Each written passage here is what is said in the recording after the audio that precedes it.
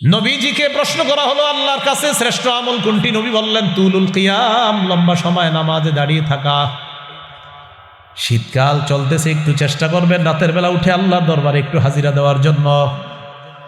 সহিহুত তারগীবের বর্ণনা 630 নম্বর হাদিসে আছে, রাজুলুন কামা ফি লাইলাতিন বারিদাতিন মিন ফিরাশি ওয়া লিহাফিহি ওয়া দিসারিহি ফাকামা সুম্মা তাওয়াদ্দা সুম্মা কামা ইলাস সালাহ। এক ব্যক্তি শীতকালে ল্যাপ কম্বল বিছানা ছেড়ে উঠছে, ওঠার পর ওযু করছে, ওযু করার পর নামাজে দাঁড়িয়েছে, আল্লাহ তাকে দেখে হাসতে থাকে। দেখো করে কি, শীতের রাতেও করতেছে কি? ফেরেশতাদেরকে বলে, ও ফেরেশতারা, আমার এই বান্দা কেন দাঁড়িয়েছে আল্লাহ তো জানে। আল্লাহ একটা সাক্ষী রাখার জন্য বলতেছে, মা হামালা আব্দি হাদা আলা মা সানা। আচ্ছা, আমার বান্দা এই শীতের রাতে নামাজে কেন দাঁড়িয়েছে? ফেরেশতারা একটু বলো তো।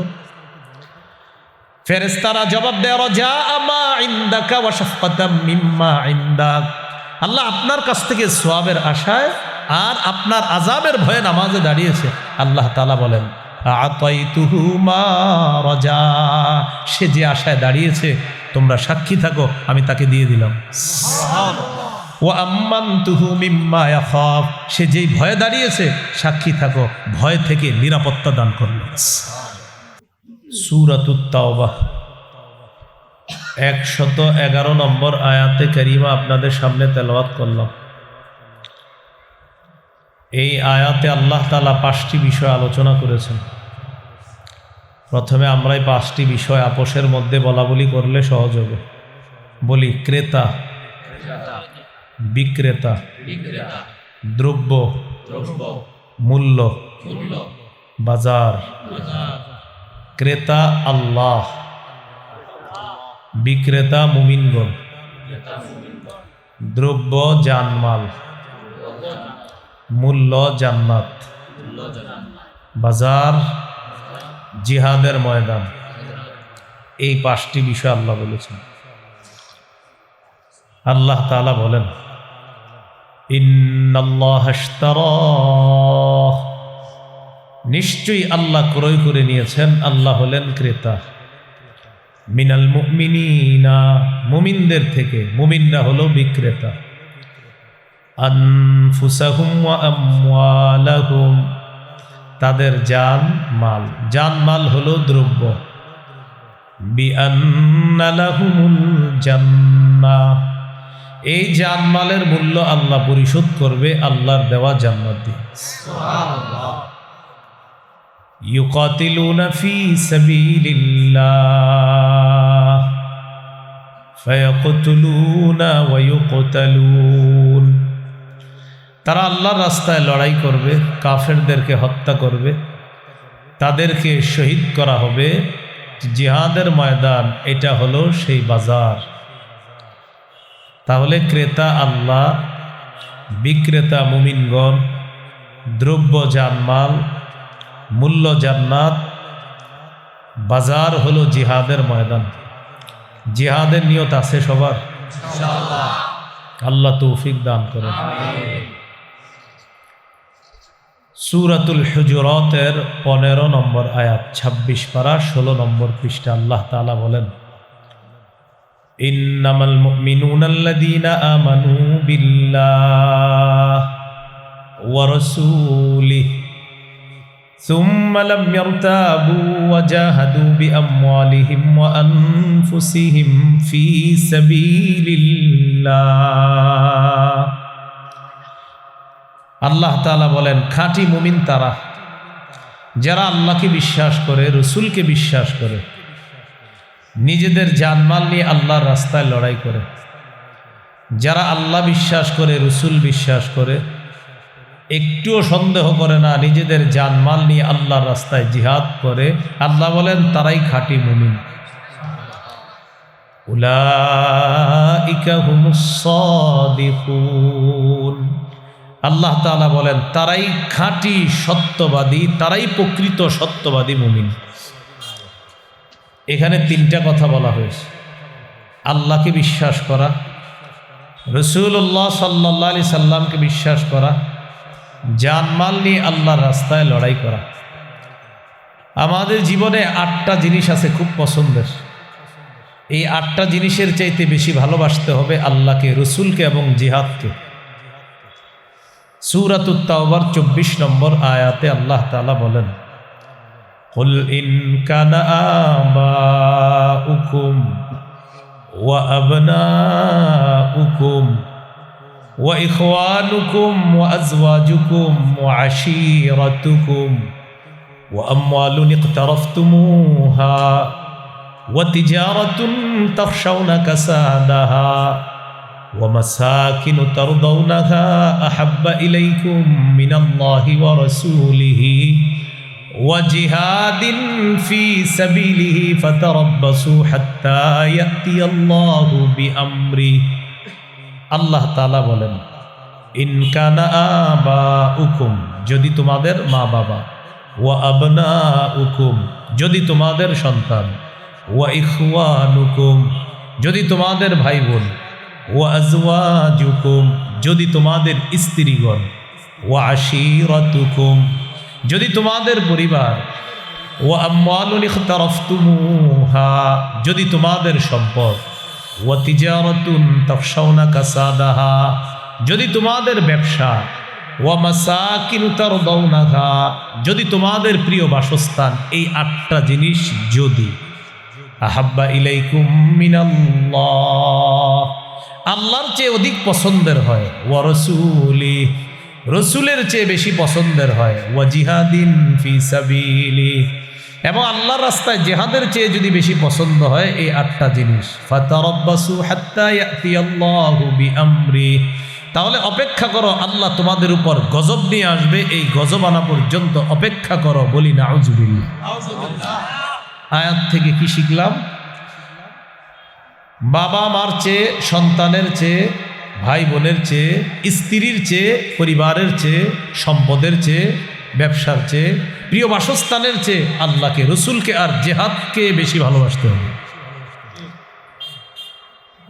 সূরাতুস সাফফি 11 নম্বর আয়াত, 28 পারা, 11 নম্বর পৃষ্ঠা, 10 থেকে 13 নম্বর আয়াত, 28 পারা 11 নম্বর পৃষ্ঠা, 10 থেকে 13 নম্বর আয়াত, সূরাতুস সাফফি। আল্লাহ তাআলা বলেন, ইয়া আইয়ুহাল্লাযীনা আমানু হাল আদুল্লুকুম আলা তিজারাতিন তুনজিকুম মিন আযাবিন আলীম তুমিনুনা বিল্লাহি ওয়া রাসূলিহি ওয়া তুজাহিদুনা ফি সাবিলিল্লাহি বিআমওয়ালিকুম ওয়া আনফুসিকুম। আল্লাহ বলেন, হে ঈমানদারগণ, আমি কি তোমাদেরকে এমন একটা ব্যবসার কথা বলবো যে ব্যবসা তোমাদেরকে যন্ত্রণাদায়ক আযাব থেকে রক্ষা করবে। সেই ব্যবসা কি? তুমিনুনা বিল্লাহ, আল্লাহকে বিশ্বাস করবা, ওয়া রাসূলি, রাসূলকে বিশ্বাস করবা, ওয়া তুজাহিদুনা ফি সাবিলিল্লাহি বিআমওয়ালিকুম ওয়া আনফুসিকুম, জান মাল নিয়ে আল্লাহর রাস্তায় লড়াই করবা, জিহাদ করবা। এটা হলো সেই ব্যবসা। এই ব্যবসা তোমাদেরকে যন্ত্রণাদায়ক আযাব থেকে রক্ষা করবে। এটা 1 নাম্বার উপকার। 2 নাম্বার, যালিকুম খায়রুল লাকুম ইন কুনতুম তা'লামুন, এটাই তোমাদের জন্য কল্যাণ যদি তোমরা জানতে, যদি তোমরা বুঝতে, এটাই তোমাদের জন্য কল্যাণ। 3 নাম্বার উপকার, ইয়াগফির লাকুম যুনুবাকুম, আল্লাহ বলেন তোমাদের আগের সবগুলা গুনাহ আল্লাহ মাফ করে দিবে।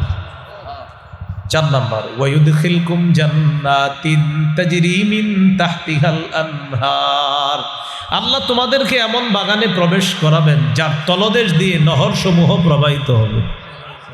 5 নাম্বার, ওয়া মাসাকিনা তাইয়্যিবাতান ফি জান্নাতি আদ, চিরস্থায়ী বসবাসের জান্নাতে তোমাদেরকে মনোভূত বাসস্থান আল্লাহ দান করবেন।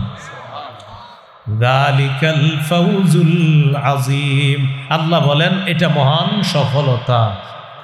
6 নাম্বার, ওয়া উখরা তুহিব্বুনাহা নাসরুম মিনাল্লাহি ওয়া ফাতহুন করিব, তোমাদের মনোভূত আরো নিয়ামত আল্লাহ দান করবেন, যেমন দুনিয়াতেই আল্লাহর পক্ষ থেকে সাহায্য আসবে এবং আসন্ন নিকটতম বিজয় আল্লাহ তোমাদেরকে দান করবেন। শেষে আল্লাহ বলেন, ওয়াবাশশিরিল মুমিনিন, নবী আপনি মুমিনদেরকে সুসংবাদ জানায়া দেন। তাহলে গুরুত্বপূর্ণ তিনটি বিষয় বারবার ফুটে আসতেছে: আল্লাহকে বিশ্বাস করা, রসুলকে বিশ্বাস করা, আল্লাহর রাস্তায় লড়াই করা, জিহাদ করা। আল্লাহ আমাদেরকে এই তিনটা অত্যন্ত সুন্দর এবং শ্রেষ্ঠ তিনটা গুণ, এই গুণগুলো যেন আমরা অর্জন করতে পারি, আল্লাহ তৌফিক দান করেন। আবু দাউদের হাদিস 2504 নম্বর হাদিস। قال رسول الله صلى الله عليه وسلم جاهدوا المشركين بأموالكم وأنفسكم وألسنتكم। নবীজি বলেন, তোমরা মুশরিকদের বিরুদ্ধে লড়াই করো তোমাদের সম্পদ দিয়ে, তোমাদের জান দিয়ে এবং তোমাদের জবান দিয়ে। মুশরিকদের বিরুদ্ধে লড়াই করো সম্পদ দিয়ে, জান দিয়ে, জবান দিয়ে। কিছু মুশরিকের ভাবসাবে এমন মনে হচ্ছে ইদানিংকালে যে 90% বেশি মুসলমানের উপরে এই গুটি কিছু মুশরিকরা ভাবসাবে বুঝায় তারা আমাদের উপর আধিপত্য বিস্তার করতে চায়। এরকম একটা ভাবসাব বুঝাইতেছে। রাসূলুল্লাহ সাল্লাল্লাহু আলাইহি সাল্লাম বলেন, এদের বিরুদ্ধে লড়াই করবা, সম্পদ দিয়ে লড়াই করবা, জান দিয়ে লড়াই করবা, আর তোমাদের জবান দিয়ে তোমরা লড়াই করবা। মুশরিক যারা শিরকে লিপ্ত থাকে আর আমাদের দেশ নিয়ে ষড়যন্ত্র করে, ওলামায়ে কেরাম, খতিব, ইমাম, তাদের প্রত্যেকের দায়িত্ব কর্তব্য এখন তাদের ব্যাপারে ছোট থেকে বড়, গ্রাম থেকে শহর, উপশহর প্রতিটা মুসলমানকে সচেতন করে তোলা। এটা দায়িত্ব কর্তব্য। তাহলে জিহাদের নিয়ত আছে তো ইনশাআল্লাহ। বাকি আমরা জিহাদ কখন করব? আমাদের দেশের বিজ্ঞ মুফতি সাহেব যারা, তারা ফতোয়া দিবে, তারপর ইনশাল্লাহ আমরা এই মানসিকতা এখন থেকে রাখতে হবে যে কখনো যদি আল্লাহ সুযোগ আসে তো আমি সবার আগে জিহাদে যাব ইনশাআল্লাহ। যদি নিয়ত না থাকে জিহাদের, তাহলে কিন্তু সমস্যা আছে। সহিহ মুসলিমের বর্ণনা 1910 নম্বর হাদিস।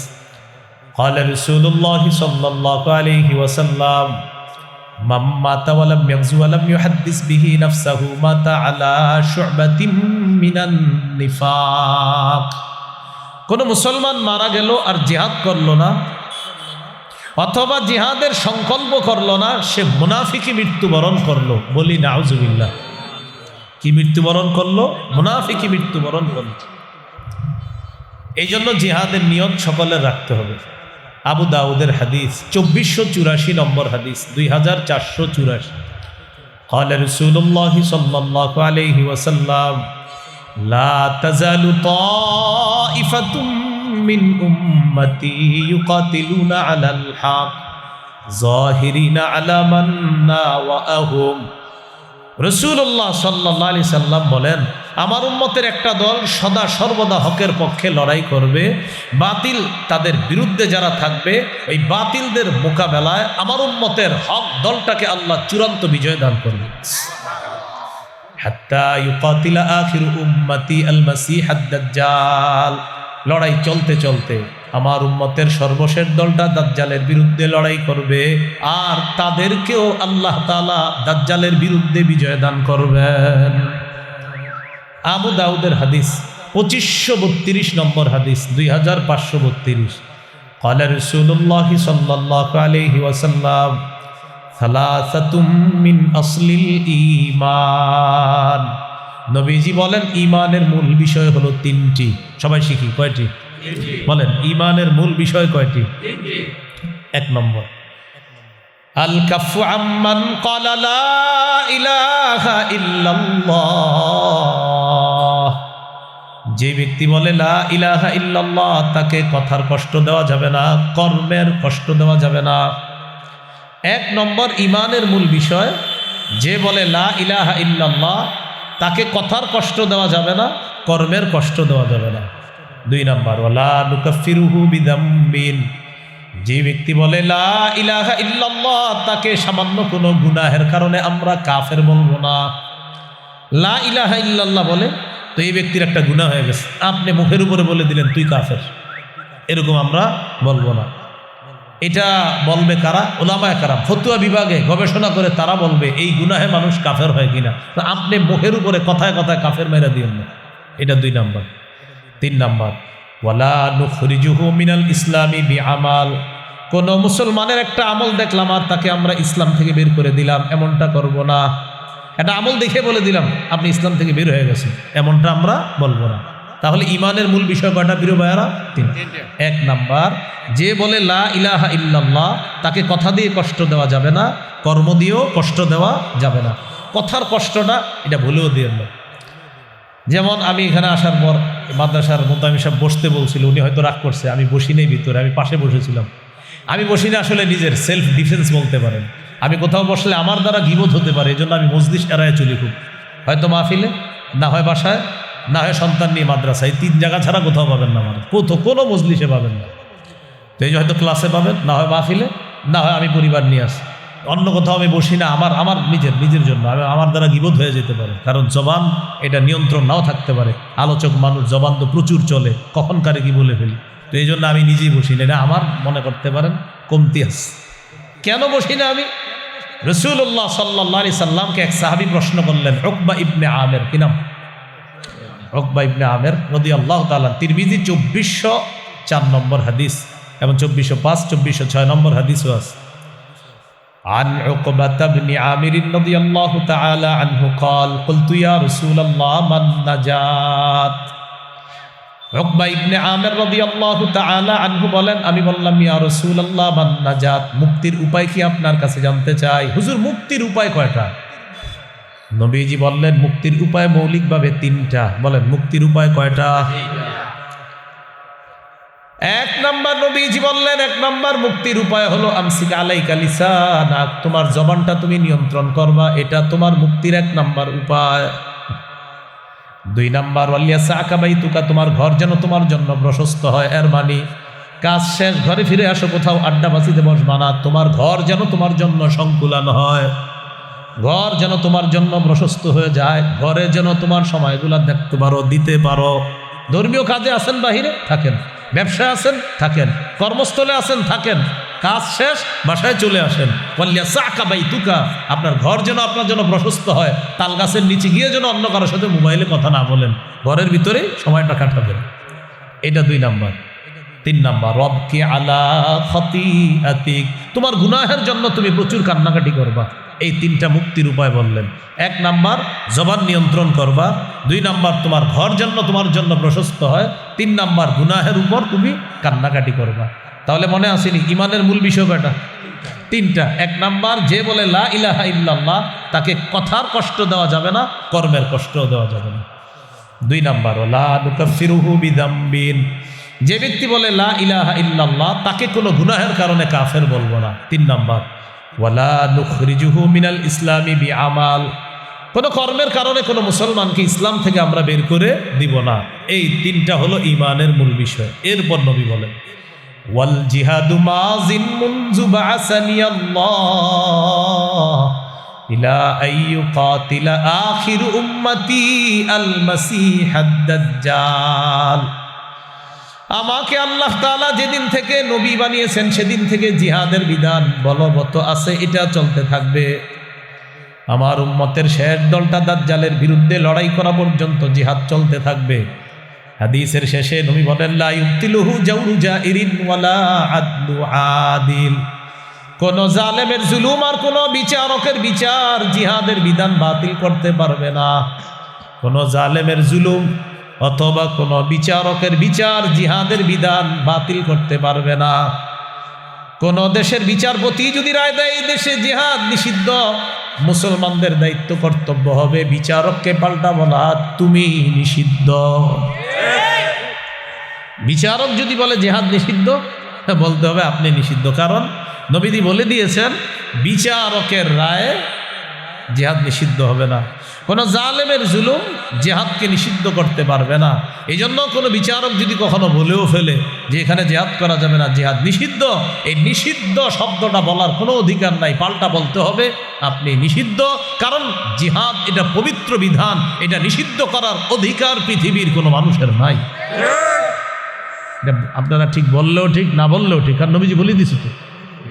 মানে এটা যদি কেউ বলে যে হুজুর আমি কিচ্ছু করবো না, আপনি না কইলেও ঠিক, কারণ নবীজি বলে দিয়েছে, এটা কোনো বিচারকের রায় এটাকে বাতিল করতে পারবে না। আল্লাহ আমাদেরকে বুঝার তৌফিক দান করেন। তাহলে জিহাদের নিয়ত আছে তো সবার ইনশাআল্লাহ? মনে আসেনি আলোচনা করতে গিয়ে শুরু হয়েছে। বিক্রেতাকে আল্লাহ, বিক্রেতা মুমিনগণ, দ্রব্য জানমাল, মূল্য জান্নাত, বাজার জিহাদের ময়দান। ওই জিহাদের ময়দানে আছি আমরা, জিহাদ নিয়ে আসি। তিরমিজির বর্ণনা 1655 নম্বর হাদিস। عن أبي هريرة رضي الله تعالى عنه قال قال رسول الله صلى الله عليه وسلم ثلاث حق على الله عونهم তিন ব্যক্তিকে সাহায্য করা আল্লাহ তাআলা নিজের উপর ওয়াজিব করে নেয়। তিন ব্যক্তিকে সাহায্য করা আল্লাহ নিজের উপর ওয়াজিব করে নেয়। এক নম্বর, আল মুজাহিদু ফি সাবিলিল্লাহ, যে মুজাহিদ আল্লাহর রাস্তায় জিহাদ করে তাকে সাহায্য করা আল্লাহ নিজের উপর ওয়াজিব করে নেয়। দুই নম্বর, আল মুকাতাবুল্লাযী ইউরিদুল আদা, চুক্তিকৃত গোলাম, মনিবের সাথে চুক্তি করছে এই পরিমাণ টাকা দিলে মনিব তাকে আজাদ করে দিবে। এই গোলামকে গোলামির জিনজির থেকে আবদ্ধ করার জন্য, মুক্ত করার জন্য আল্লাহ তাআলা তাকে সাহায্য করা নিজের উপর ওয়াজিব করে নেয়। তিন নম্বর, ওয়ান্নাকিহুল্লাযী ইউরিদুল আফাফা, ওই ব্যক্তি, যে ব্যক্তি বিয়ের মাধ্যমে নিজেকে পুত পবিত্র করতে চায় তাকে সাহায্য করা আল্লাহ নিজের উপর ওয়াজিব করে নেয়। বিয়ের মাধ্যমে নিজেকে পবিত্র করবে তাকে সাহায্য করা আল্লাহ নিজের উপর ওয়াজিব করে নেয়। এখন আমরা যারা বিয়ে করব পবিত্র হব কি? পবিত্র হওয়ার আগে যা শুরু হয়, কন্যাকে দেখতে গেছেন, আলহামদুলিল্লাহ, ভালো কথা। ছেলে পক্ষের 14 গোষ্ঠী নারী যারা আছে সবাই যাক, সমস্যা নেই, কথার কথা। কিন্তু বিয়ের আগে ওই মেয়েটাকে আপনার বাবা, মানে মেয়ের হুবো শ্বশুর যিনি, তিনি তাকে দেখা হারাম। বলেন, তিনি তাকে দেখা কি হারাম? কিন্তু দেখা যাচ্ছে ছেলের বাবা ছেলের যে বিবি হবে অর্থাৎ পুত্রবধূকে বিয়ের আগে দেখতে যায়, এটা দেখা সম্পূর্ণ হারাম। বলেন, সম্পূর্ণ কি হারাম? এই একটা হারাম। দ্বিতীয় আরেকটা হারাম আছে, মোটামুটি আলোচনা চলছে বিয়ে শাদীর, কন্যা পক্ষ ছেলে পক্ষকে ফোন দিছে, কিছু বললেন না তো আপনারা? ছেলে পক্ষে জানায়, ছেলের দুলাভাই আমেরিকা থাকে, দুলাভাই মেয়ের ছবি দেখবে, দেখার পর হ্যাঁ অথবা না বলবে, কারণ বিয়েটা দুলাভাই করবে, এজন্য দুলাভাই হ্যাঁ অথবা না বলবে। হ্যাঁ, এই জাতীয় বেহায়া আর নির্লজ্জ মার্কা কিছু মানুষও আপনি সমাজে পাবেন। যে বিয়ে করবে সে পছন্দ করলো কিনা এটা ব্যাপার না, বন্ধুদেরকে বলে তোরা দেখ, তোদের যদি পছন্দ হয় আমি বিয়ে করব, কারণ আল্লাহ জানে। আল্লাহ আমাদেরকে হেফাজত করেন। ভাই, নির্লজ্জতা সমাজের মধ্যে ছড়িয়ে দিব না আমরা, বুঝে আসছে তো সবার? তো যাই হোক, আমাদের আলোচ্য বিষয় বিয়ে না, আলোচ্য বিষয় জিহাদ। মুজাহিদকে সাহায্য করা আল্লাহ তাআলা নিজের উপর ওয়াজিব করে নেয়। সহিহ বুখারীর বর্ণনা 3123 নম্বর হাদিস। এই হাদিসের বর্ণনাকারী আবু হুরায়রা রাদিয়াল্লাহু তাআলা তিনি বলেন, عن أبي هريرة رضي الله تعالى عنه قال قال رسول الله صلى الله عليه وسلم تكفل الله لمن جاهد في سبيل الله لا يخرجه إلا الجهاد في سبيله وتصديق كلماته بأن يدخله الجنة أو يرجعه في مسكنه الذي خرج منه ما نال من أجر أو غنيمة। এই হাদিসটি একটু বুঝেন। এক ব্যক্তি জিহাদে বের হয়েছে, আল্লাহর রাস্তায় জিহাদে গেছে, তার উদ্দেশ্য শুধুমাত্র আল্লাহকে খুশি করার জন্যই জিহাদ করা, এই নিয়তেই গেছে। এই নিয়তে যদি কেউ জিহাদে যায়, আল্লাহ দায়িত্ব নিয়ে নেয় তাকে শহীদ করে হয়তো জান্নাতি দিবেন, অথবা গাজী বানিয়ে প্রচুর গনিমতের মাল সহ তার বাসায় আল্লাহ তাকে ফিরায় দেবেন। এখান থেকে একটা বিষয় জানলাম, জিহাদ হতে হবে একমাত্র কার জন্য? নাসাইর একটা হাদিস শোনেন, নাসাই শরীফের বর্ণনা 3140 নম্বর হাদিস। রাসূলুল্লাহ সাল্লাল্লাহু আলাইহি সাল্লামকে এক ব্যক্তি প্রশ্ন করলেন, আরাআইতা রাজুলান গাজা ফি সাবিলিল্লাহি ইয়ালতামিসুল আজরা ওয়াদ যিকরা ফামা লাহু ইয়া রাসূলুল্লাহ। নবীকে প্রশ্ন করলেন, ইয়া রাসূলুল্লাহ, এক ব্যক্তি আল্লাহর রাস্তায় লড়াই করেছে, তার উদ্দেশ্য হলো দুইটা। এক নাম্বার আল্লাহর কাছ থেকে সওয়াব কামাই করা, দুই নাম্বার মানুষ তাকে বাহবা দিবে আর বলবে ভজ মুজাহিদ, অনেক বিখ্যাত মুজাহিদ, এই কারণে সে লড়াই করছে। দুই নিয়তে লড়াই করছে। আল্লাহ তাকে প্রতিদান দিবে আর মানুষ তাকে বড় মুজাহিদ বলবে, এই দুই নিয়তে সে লড়াই করছে। ফামা লাহু ইয়া রাসূলুল্লাহ, হুজুর সে কি সওয়াব পাবে, কি প্রতিদান পাবে? فقال رسول الله صلى الله عليه وسلم لا شيء له, সে কিছুই পাবে না।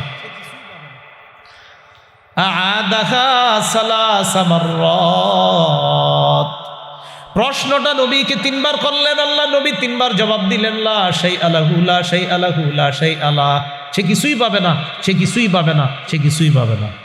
হাদিসের শেষে নবী বলেন, ইন্নাল্লাহা লা ইয়াকবালু মিনাল আমালি ইল্লা মা কানা লাহু খালিসা, আল্লাহ বান্দার কোনো আমল ততক্ষণ কবুল করেন না যতক্ষণ আমলটা ইখলাসের সাথে না হবে।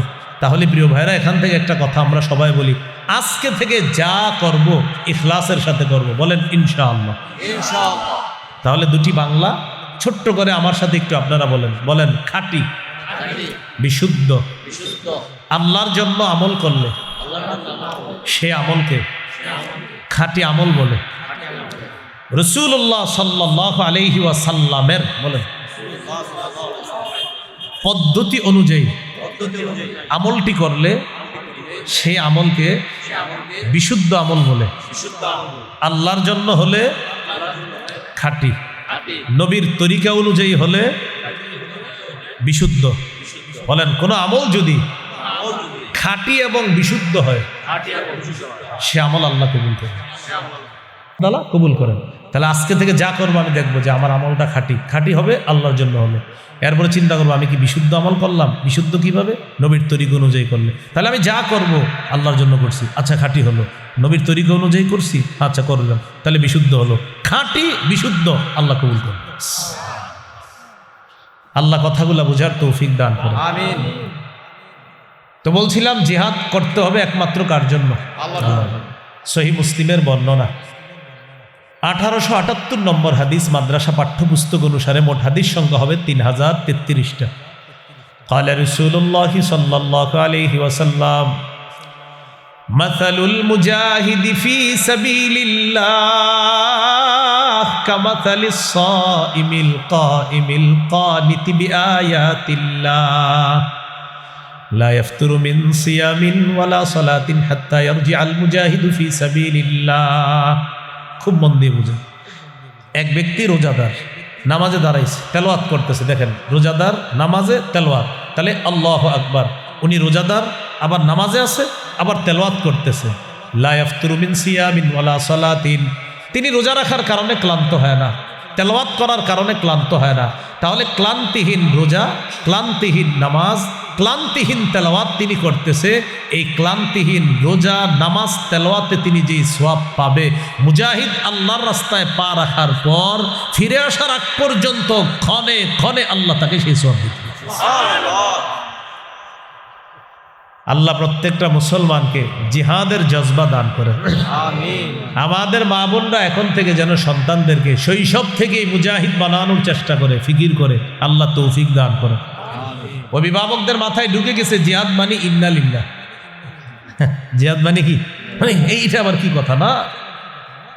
13 বছর কাফেররা নির্যাতন করছে। রাসূলুল্লাহ সাল্লাল্লাহু আলাইহি সাল্লাম কাবা চত্বরে নামাজ পড়তে গেছে।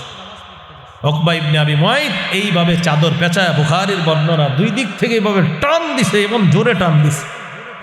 ফাঁস লাগাইলে একটা মানুষের যেমন কষ্ট হয়, আল্লাহ রসুলের তেমন কষ্ট হচ্ছিল, মুখ দিয়ে আওয়াজ বের হচ্ছিল। সহিহ বুখারীর বর্ণনা।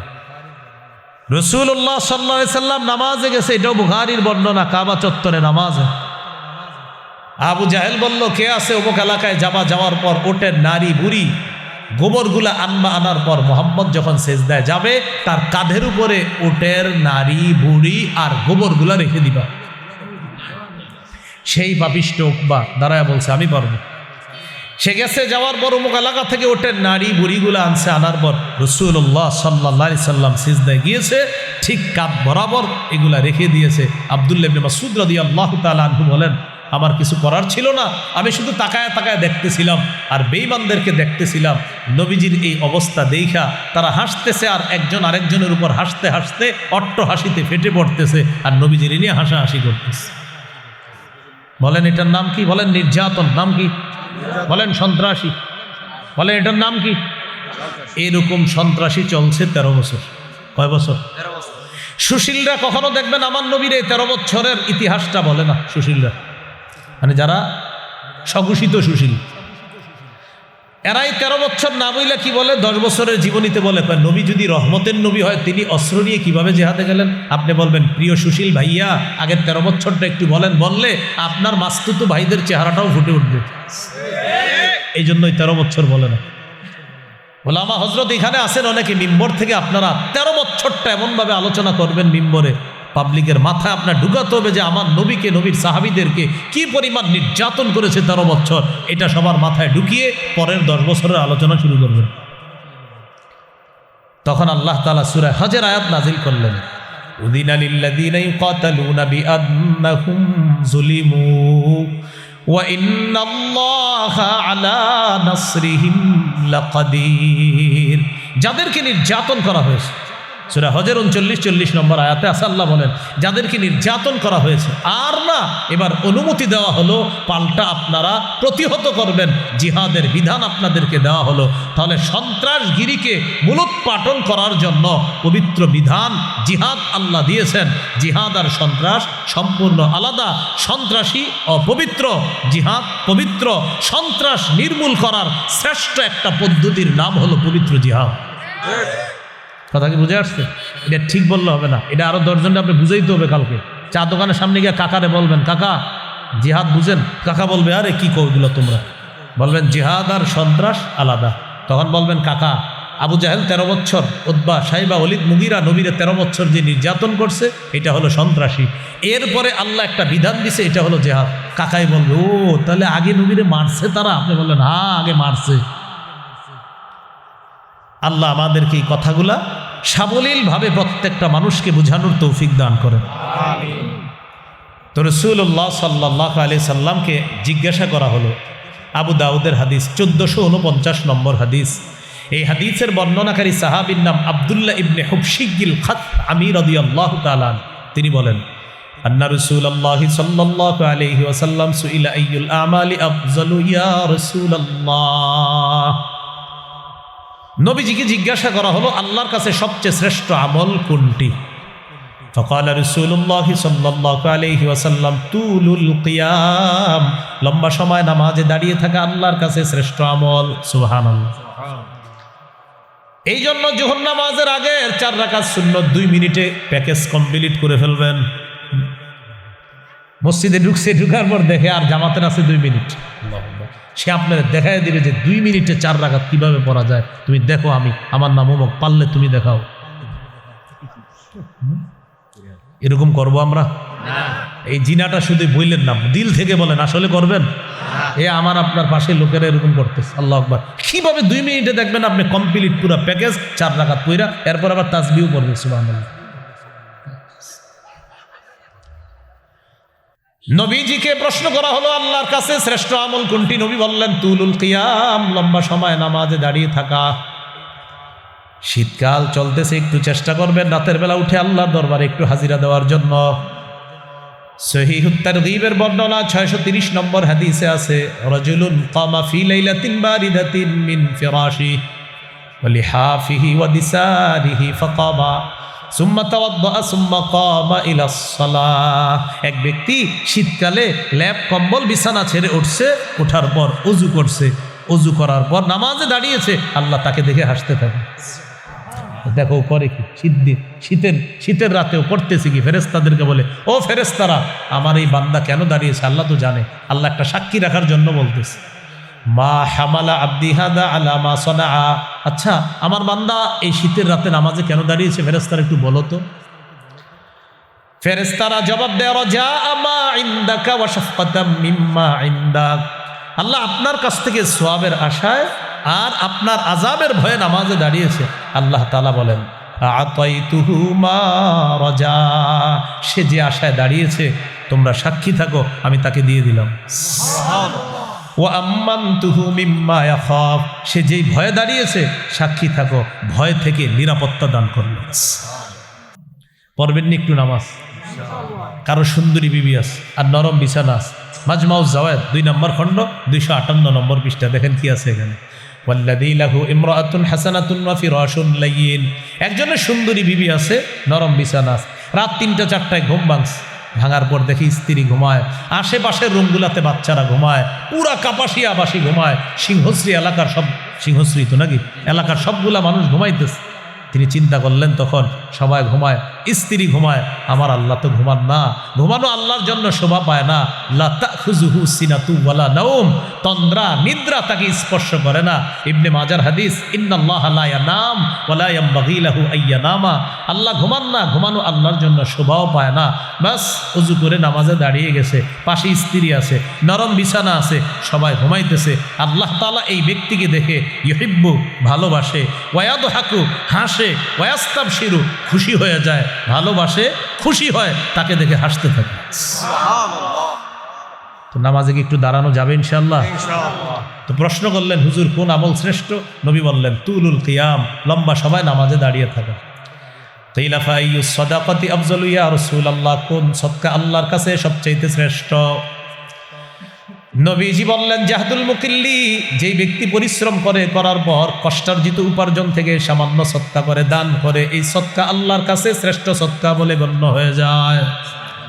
বেতন পাইছেন, পাওয়ার পর প্রকৃত হকদারদের কাউকে আপনি, মানে প্রকৃত যারা দান সৎকার হকদার তাদেরকে আপনি দান করলেন, এই যে আপনি দান করলেন, এটা আল্লাহর কাছে শ্রেষ্ঠ দান বলে গণ্য হয়ে যায়। কিলা ফাইয়ুল হিজরাতি আফজালু ইয়া রাসূলুল্লাহ, হুজুর আল্লাহর কাছে সবচেয়ে শ্রেষ্ঠ হিজরত কোনটি? নবীজি বললেন আল্লাহর কাছে শ্রেষ্ঠ হিজরত হলো মান হাজারা মা হারামাল্লাহু আলাইহি, আল্লাহ যা হারাম করেছেন এই হারাম থেকে বেঁচে থাকা, এটা আল্লাহর কাছে সবচেয়ে শ্রেষ্ঠ হিজরত বলে গণ্য হয়। কিলা ফাইয়ুল জিহাদি আফজালু ইয়া রাসূলুল্লাহ, আল্লাহর কাছে সবচেয়ে শ্রেষ্ঠ জিহাদ কোনটি? নবীজি বললেন মান জাহাদাল মুশরিকিনা বিমালিহি ওয়া নাফসিহি, যে ব্যক্তি নিজের জান মাল নিয়ে আল্লাহর রাস্তায় লড়াই করে, এই জিহাদ আল্লাহর কাছে সর্বশ্রেষ্ঠ জিহাদ বলে গণ্য হয়ে যায়। এখানে একটা বিষয়, নারীদের জন্য সর্বোত্তম জিহাদ কোনটা? সহিহ বুখারীর বর্ণনা 1520 নম্বর হাদিস।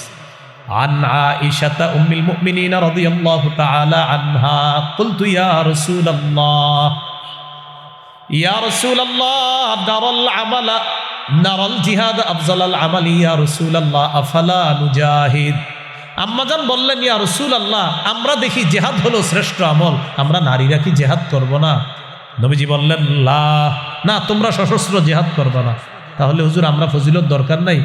নবীজি বললেন তোমাদের জিহাদ হলো হাজ্জুন মাবরুরুন, হজ করবা, এই হজ তোমাদের জন্য সর্বোত্তম জিহাদ হয়ে যায়। নারীদের জিহাদ সর্বোত্তম জিহাদ হলো হজ করা। নারীদের সর্বোত্তম জিহাদ কোনটা ভাই? হজ করা। আল্লাহ কথাগুলা মনে রাখার তৌফিক দান করেন। হাদিস কিন্তু এটা শেষ হয়নি।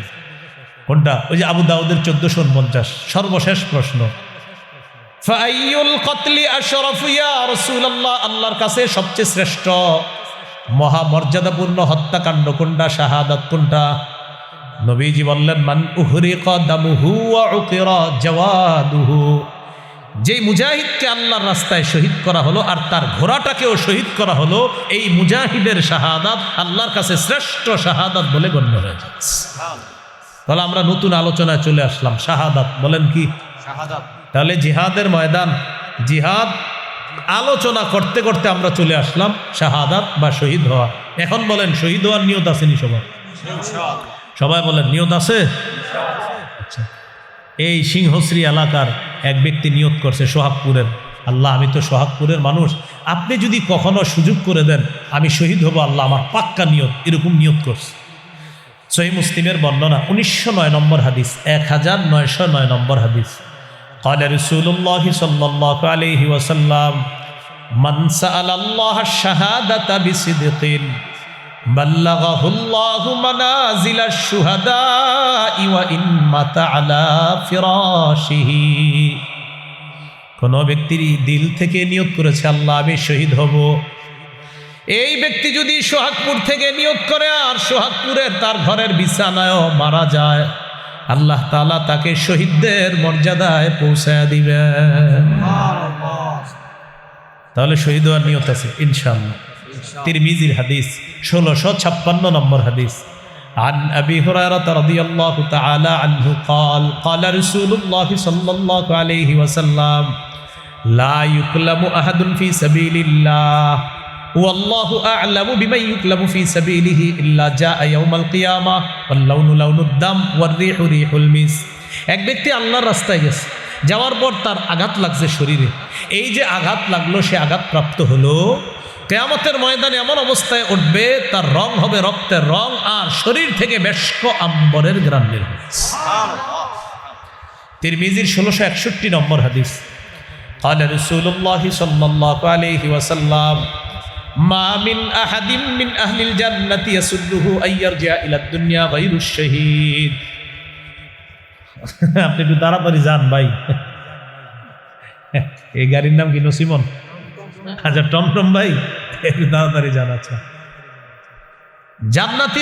জান্নাতে যারা থাকবে তাদের কেউ দুনিয়াতে আসতে চাইবে না, কিন্তু শহীদ দুনিয়াতে বারবার আসতে চাইবে। সুবহানাল্লাহ। ভাই আবার বলছি, জান্নাতের কেউ দুনিয়াতে আসতে চাইবে না, শহীদ বারবার দুনিয়াতে আসতে চাইবে। কেন? নবীজি বলেন فإنه يحب أن يرجع إلى الدنيا ويقول حتى أقتل 10 مرات। শহীদ দুনিয়াতে আসতে চাইবে, বলবে আমাকে আবার শহীদ করা হোক, আবার জিন্দা করা হোক, আবার শহীদ করা হোক, কমপক্ষে 10 বার যেন শহীদ করা হয়। মিম্মা ইয়ারা মিম্মা আতাহুল্লাহু মিনাল কারামা। শহীদের যে পুরস্কার তিনি পেয়েছেন, নবী বলেন এই পুরস্কার পাওয়ার কারণে তার মন চাইবে আমি আবার দুনিয়াতে যাব, আবার শহীদ হব, আবার যাব, আবার শহীদ হব, বারবার আমি শহীদের পুরস্কার আল্লাহর কাছ থেকে নিতে চাই। তাহলে শহীদের কিছু পুরস্কারের কথা শোনা দরকার আসেনি? আচ্ছা, তিরমিজির 1663 নম্বর হাদিস, মন দিয়ে শুনুন। قال رسول الله صلى الله عليه وسلم للشهيد عند الله 6 خصال। আল্লাহর কাছে শহীদের 6টা পুরস্কার আছে স্পেশাল। কয়টা? 1 নম্বর ইউগফারু লাহু ফি আউয়ালি দাফআ ওয়া ইউরা মাকআদুহু মিনাল জান্নাহ। শহীদের শরীর থেকে রক্তের প্রথম ফোঁটাটা একদিক দিয়ে পড়তেছে, অন্যদিকে তার সব গুনাহ মাফ, আর সাথে সাথে জান্নাতে তার আসনটা তাকে দেখানো। শহীদ তার শরীরে রক্তের ফোঁটা পড়তেছে, গুনাহ মাফ, আর তাকে জান্নাতের আসন দেখানো হয়। শহীদ এই যে তুমি একটু পরে শহীদ হবা, আর তোমাকে এখানে রাখা হবে, এখানে রাখা। 1 নম্বর। 2 নম্বর ইউজারু মিন আযাবিল কবরি। কবরের আযাব থেকে শহীদকে নিরাপত্তা দেওয়া হবে। 3 নম্বর আমানু মিনাল ফাজাইল আকবার। কিয়ামতের ময়দানের বিভীষিকাময় মুহূর্ত আর জাহান্নামের আযাব থেকে শহীদ নিরাপত্তা লাভ করবে। এগুলা নিয়ে শহীদের কোনো টেনশন নাই। 4 নম্বর ইউদউ আলা রাসিহি তাজুর ওয়াকারিল ইয়াকুতাতু মিনহা খায়রুম মিনাদ দুনিয়া ওয়া মা ফিহা। জান্নাতের মরমর পাথর খচিত মুকুট শহীদের মাথায় পরিয়ে দেওয়া হবে, যেই পাথরের মূল্য দুনিয়া আর দুনিয়ার মধ্যে যা কিছু আছে আসমান জমিনের মাঝে এর চাইতে আরো বেশি দাম। 5 নাম্বারটা কি বলবো? সবাই বলেন, আরো সুন্দর করে বলেন। দেখেন 5 নাম্বারটা কি? ওয়ায়ুজাওয়াজু সিনতাইনি ওয়া সাবঈনা যাওজাতাম মিনাল হুরিল ঈন। 72 জন হুরকে শহীদের সাথে বিয়ে দেওয়া হয়। 6 নম্বর ওয়ায়ুশাফাউ ফি 70 মিন আকারিবিহি। শহীদের নিকটাত্মীয়দের মধ্য থেকে কমপক্ষে 70 জনের ব্যাপারে তার সুপারিশ কবুল করা হবে। তো এটা হলো নবীজি বলছেন শহীদ এই পুরস্কার পাবে, কিন্তু আরো যে কি পুরস্কার আছে এটা আল্লাহ ভালো জানেন। ওই পুরস্কার দেখা শহীদ বারবার চাইবে আমি দুনিয়াতে যাব, আবার শহীদ হব, আবার যাব, আবার শহীদ হব। আল্লাহ আমাদেরকে শাহাদাতের তামান্না দান করেন, সদা সর্বদা প্রস্তুত থাকবো। আল্লাহ সুযোগ করে দিলে আমি শহীদ হব ইনশাআল্লাহ। আবু দাউদের হাদিস 2520 নম্বর হাদিস, 2520। এই হাদিসের বর্ণনাকারী আব্দুল্লাহ ইবনে আব্বাস রাদিয়াল্লাহু তাআলা আনহুমা তিনি বলেন قال رسول الله صلى الله عليه وسلم لما أصيب إخوانكم بأحد جعل الله أرواحهم في جوف طير خضر। উহুদের যুদ্ধে তোমাদের ভাইয়েরা শহীদ হওয়ার পর আল্লাহ তাআলা তাদের আত্মাগুলা সবুজ পাখির পেটের মধ্যে ঢুকিয়ে দিয়েছেন। উহুদের যুদ্ধে তোমাদের ভাইয়েরা শহীদ হয়েছে, তাদের আত্মাগুলা আল্লাহ সবুজ পাখির পেটের মধ্যে দিয়ে দিছে। তো পাখিরা কি করে? উড়ে বেড়ায়। তারিদু আনহারুল জান্নাতি ওয়া তাকুলু মিন সিমারিহা, এই পাখিগুলা ঝর্ণাসমূহের উপরে উড়ে বেড়ায়। ওয়া তাকুলু মিন সিমারিহা, আর জান্নাতের ফলমূল খেয়ে বেড়ায়। জান্নাতে উড়ে বেড়ায় আর জান্নাতের ফলমূল খেয়ে বেড়ায়। এবার দেখেন, ওয়া তাবি ইলা কানাদিলা মিন যাহাবিন মুআল্লাকাতিন ফি জিল্লিল আরশ, আরশের ছায়া তলে স্বর্ণ দ্বারা তৈরি করা ফানুস আছে, এই ফানুসের উপর গিয়ে ওই পাখিরা বসবে, বসে আপোষের মধ্যে খুশ গল্প করবে শহীদরা। তো শহীদদের গল্পগুলো একটু শোনা দরকার আছে না? তো দেখেন কি গল্প করে। ফালাম্মা ওয়াজাদু তিবা মাকালিহিম ওয়া মাশরাবিহিম ওয়া মাকিলিহিম, শহীদরা যখন তাদের মনোভূত খাবার পেল, পানীয় পেল, বাসস্থান পেল, তখন শহীদরা আপোষের মধ্যে বলা বলি করে, মাইয়ুবাল্লিগু আন্না ইখওয়ানানা, আচ্ছা আমাদেরকে যে আল্লাহর পক্ষ থেকে রিজিক দেওয়া হচ্ছে, আমাদের এই বিষয়টা, আমরা যে জীবিত আর আমাদেরকে রিজিক দেওয়া হয়, এটা দুনিয়ায় জীবিত ভাই যারা আছে তাদেরকে কে জানাবে? শহীদরা বসে বসে বলতেছে যে আমাদের দুনিয়ার ভাইদেরকে এই কথাগুলো কে পৌঁছায় দিবে? আল্লাহ তাআলা জবাব দেয়, উবাল্লিগুহুম আনকুম, আমি আল্লাহ তোমাদের বিষয়গুলা দুনিয়াতে জানায় দিচ্ছি। তখন আল্লাহ সূরা আলী ইমরানের 169 নম্বর আয়াত নাজিল করছে, 4 পারা 11 নম্বর পৃষ্ঠা, হাফিজি কুরআন মাজিদ অনুযায়ী সূরা আলী ইমরান 169 নম্বর আয়াত। আল্লাহ বলেন, ওয়ালা তাহসাবান্নাল্লাযীনা কুতিলু ফি সাবিলিল্লাহি আমওয়াতা, যারা আল্লাহর রাস্তায় শহীদ হয় তাদেরকে মৃত মনে করো না, বাল আহইয়াউন, বরং তারা জীবিত, ইনদা রাব্বিহিম ইউরযাকুন, তাদেরকে তাদের রবের কাছে রিজিকের ব্যবস্থা করা হয়, রিজিক দেওয়া হয়। ফারিহিনা বিমা আতাহুমুল্লাহু মিন ফাদলি, আল্লাহ তাদেরকে যে অনুগ্রহ দান করেছেন এটা নিয়ে শহীদরা উল্লাসিত, শহীদরা আনন্দিত। ওয়াস্তাবশিরুনা বিল্লাযীনা লাম ইয়ালহাকু বিহিম মিন খালফিহিম আল্লা খাউফুন আলাইহিম ওয়ালা হুম ইয়াহজানুন, শহীদরা আনন্দ উল্লাস করে এই ভেবে এখনো তাদের সাথে দুনিয়ার যারা মিলিত হয় নাই তাদেরকে নিয়ে তারা গর্ববোধ করে যে দুনিয়ায় আমাদের জীবিত ভাই যারা আছে তারা শহীদ হবে আর আমাদের মতো এরকম নিয়ামত পাবে, তাদের কোনো ভয় নাই, তাদের কোনো চিন্তা নাই। আমাদেরকে নিয়ে শহীদরা গর্ববোধ করে যে আমাদের মতো যারা শহীদ হবে আমাদের ভাইয়ারা, তাদের কোনো ভয় নাই, তাদের কোনো চিন্তা নাই। এটা নিয়ে তারা আনন্দ উল্লাস করতে থাকে, তারা গর্ব করতে থাকে। তাহলে শহীদ হওয়ার নিয়ত আছে ইনশাআল্লাহ। তাহলে গেল জিহাদের ময়দান, জিহাদ, শহীদ। এখন একটা আমির দরকার। কি দরকার? আরে বলেন সবাই, আরো জোরে বলেন। এবার আমার সাথে বলেন, আল্লাহ বাংলাদেশে এমন একজন শাসক দেন, যেই শাসক দেশ পরিচালনা করবে, পাশাপাশি বাতিলদের বিরুদ্ধে জিহাদেরও নেতৃত্ব দিবে, এমন একজন শাসক চাই। তাহলে দোয়া করতে পারবেন ইনশাআল্লাহ। বলেন সূরা হজ 41 নম্বর আয়াত। তো সূরা হজের 41 নম্বর আয়াতে শাসকের গুণাবলী কি হবে আল্লাহ বলছেন, খুব মন দিয়ে শোনেন। এই 4 গুণ সম্পন্ন শাসক আল্লাহর কাছে আমরা চাইব। আল্লাহ তাআলা বলেন, আল্লাযীনা ইম্মাক্কান্নাহুম ফিল আরদি আকামুস সালাহ ওয়া আতাউয যাকাতা ওয়া আমারু বিল মা'রুফি ওয়া নাহাউ আনিল মুনকার, আমি যাদেরকে শাসন ক্ষমতায় বসাই, দুনিয়ার শাসন ক্ষমতায় বসাই, তাদের 1 নাম্বার কাজ হলো আকামুস সালাহ, রাষ্ট্রীয়ভাবে নামাজ কায়েম করবে। রাষ্ট্রীয়ভাবে কি কায়েম করবে? নামাজ কায়েম করবে। আজকে কি সবাই আসার নামাজ পড়ছে? পড়ে নাই? পড়ছে সবাই? না, পড়ে নাই। রাষ্ট্রীয়ভাবে নামাজ কায়েম করবে। 2 নাম্বার ওয়া আতাউয যাকাত, রাষ্ট্রীয়ভাবে যাকাতের বিধান চালু করবে আর সুদ মুক্ত রাষ্ট্র করবে। অর্থনীতিতে যখন যাকাতের গুরুত্ব বাড়বে, সুদ অটোমেটিক বলবে যাকাত তুমি ভালো থাকো, আমি বিদায় নিই। কিন্তু যাকাতের বিধান চালু করবে রাষ্ট্রীয়ভাবে। 3 নাম্বার ওয়া আমারু বিল মা'রুফ, সৎ কাজের আদেশ করবে। 4 নাম্বার ওয়া নাহাউ আনিল মুনকার, অসৎ কাজ থেকে নিষেধ করবে। এই 4 গুণওয়ালা একজন শাসক আল্লাহর কাছে চাই। এখন আমরা দ্বিতীয় দোয়াটা করব। বলেন, আল্লাহ বাংলাদেশে শরিয়া আইন দেখতে চাই। শরিয়া আইন চায় না তারা, বলেন সবাই, সবাই বলেন, শরিয়া আইন চায় না তারা কোনো না কোনো অপরাধে অপরাধী যারা। আবার বলেন, শরিয়া আইন চায় না তারা কোনো না কোনো অপরাধে অপরাধী যারা। চোর শরিয়া আইন চাইবে না। কেন চাইবে না? কারণ হাত কাটা যাবে। ধর্ষক শরিয়া আইন চাইবে না, তাকে পাথর মেরে হত্যা করা হবে অথবা তাকে দৌড়া মারা হবে। নাটক সিনেমা যারা করে তারা শরিয়া আইন চাইবে না। যদি শরিয়া আইন তৈরি হয়, কায়েম হয়, তখন তারা কোনো নারীর শরীরে অবৈধভাবে স্পর্শ করতে পারবে না। যত অপরাধী আছে সমস্ত অপরাধীদের পথে বাধা হলো শরিয়া আইন। যারা মাদকদ্রব্য চোরাচালান করে, যারা মাদকদ্রব্যের সাথে জড়িত আছে, তারা মাদকদ্রব্য আর এটা আমদানি রপ্তানি করতে পারবে না। ইয়াবা, বাবা, গাঁজা, হিরোইন, ফেন্সিডিল, আফিম, কানাডা ড্রাই, মাস্তুদ, শেম্পেন, ডাইল ইত্যাদি যা আছে আপনার ভ্যান গাড়ির চিপা চুপায় চা দোকানের পিছনে দাঁড়ায় দাঁড়ায় টানা, এগুলা চলবে না। এরা শরিয়া আইন চাইবে না, কারণ শরিয়া আইন চায় না তারা কোনো না কোনো অপরাধে অপরাধী যারা, এরা শরিয়া আইন চায়।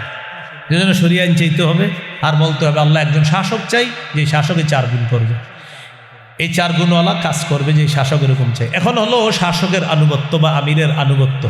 সূরা নিসার 59 নম্বর আয়াতে আল্লাহ বলেন, ইয়া আইয়ুহাল্লাযীনা আমানু আতিউল্লাহ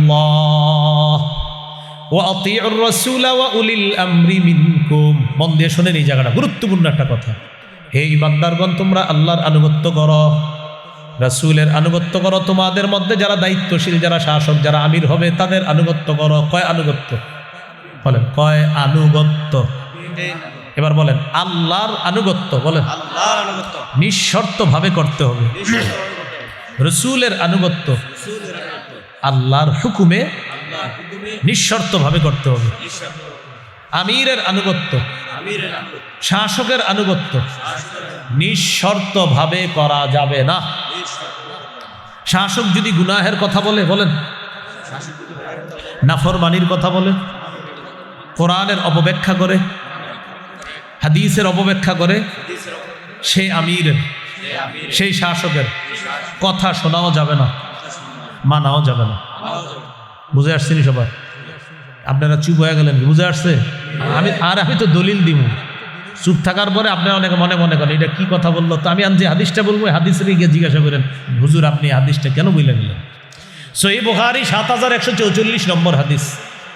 রাসূলুল্লাহ সাল্লাল্লাহু আলাইহি সাল্লাম বলেন, আস-সামউ ওয়াত তাআতু আলাল মারইল মুসলিমি ফীমা আহাব্বা ওয়া কারিহা মা লাম ইউমার বিমাসিয়া ফাইযা উমিরা বিমাসিয়াতিন ফালা সামআ ওয়ালা তাআতা।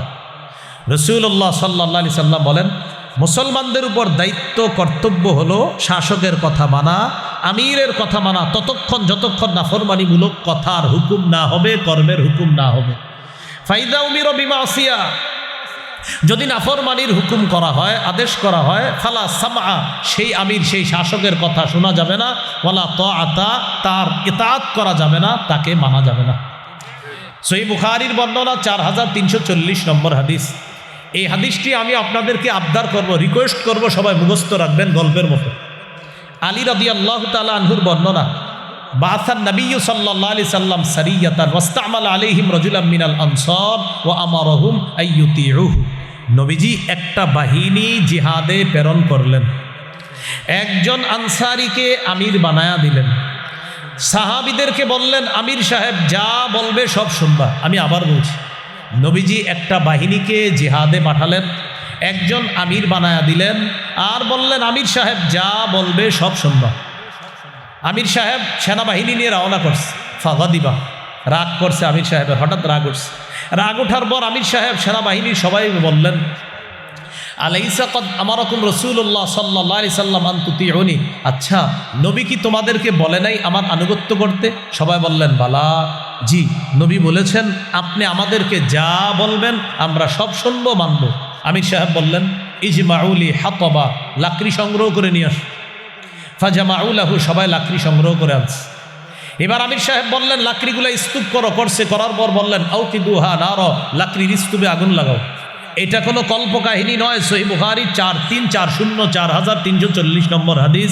মোট হাদিস সংখ্যা হবে 7563টা। কারো পকেটে যদি উস্তাদ থাকে এখনই খুইলা মিলাম।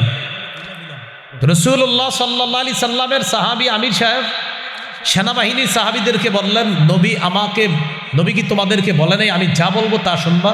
জি বলছে। তো আমার জন্য লাকড়ি সংগ্রহ করে নিয়ে আসো, আমার সামনে নিয়ে আসছে। স্তূপ করার পর নবীজি বললেন আগুন লাগাও। ফাওকাদুহা নার, লাকড়ির স্তূপে আগুন লাগায় দিস। আগুন লাগানোর পর নবীজি বললেন উদখুলুহা, তোমরা সবাই আগুনে ঝাঁপ দাও। কি করো তোমরা সবাই? কোথায় ঝাঁপ দাও? ফাহাম্মু, সব সাহাবীরা রেডি হয়ে গেছে আমির সাহেবের কথা মানার জন্য, তারা মানসিকভাবে প্রস্তুত, আগুনে ঝাঁপ দিবে, রেডি।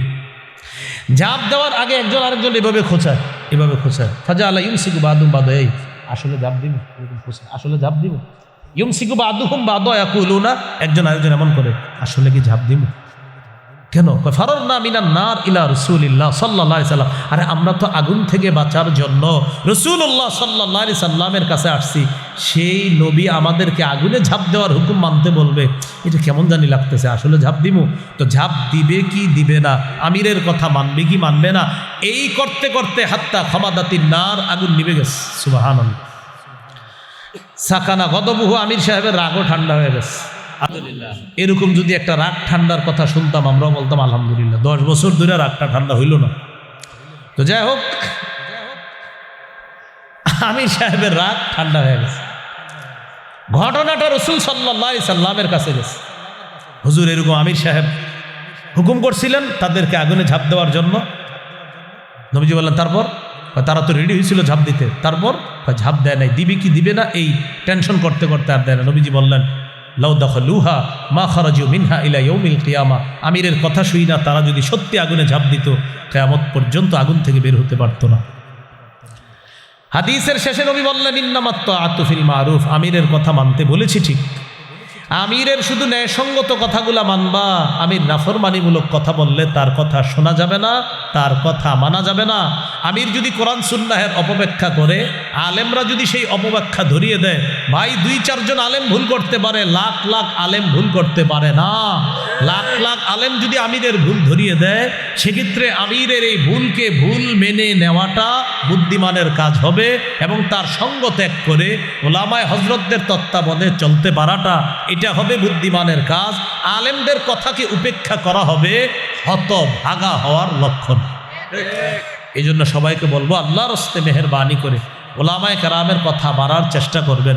ওলামায়ে কেরাম নবীর ওয়ারিস হিসাবে আপনাদের কাছে কোনটা পথভ্রষ্টতার রাস্তা আর কোনটা হেদায়েতের রাস্তা, কোনটা গুমরাহির রাস্তা, এটা স্পষ্ট করে দেয় আলেমরা। এই জন্য আপনারা তাদের কথাগুলা গ্রহণ করবেন। এই জন্য আমরা আলেমদের কথায় সাড়া দিয়ে আগামী, বলেন সবাই, আগামী 31 জানুয়ারি, 1-2 ফেব্রুয়ারি টঙ্গীর মাঠে উপস্থিত হব ইনশাআল্লাহ। কে মনে থাকবে ইনশাআল্লাহ? আল্লাহ তাআলা তৌফিক দান করেন। 4টি আলোচনা হলো, দেখি আপনারা মন দিয়ে বলবেন। ক্রেতাকে আল্লাহ, বিক্রেতা মুমিনগণ, দ্রব্য, জানমাল, মূল্য, জান্নাত, বাজার, জিহাদের ময়দান, এইগুলো 1 নম্বর আলোচনা। 2 জিহাদ, জিহাদের নিয়ত আসেনি সবার? 3 শহীদ হওয়ার নিয়ত আছে তো সবার ইনশাআল্লাহ?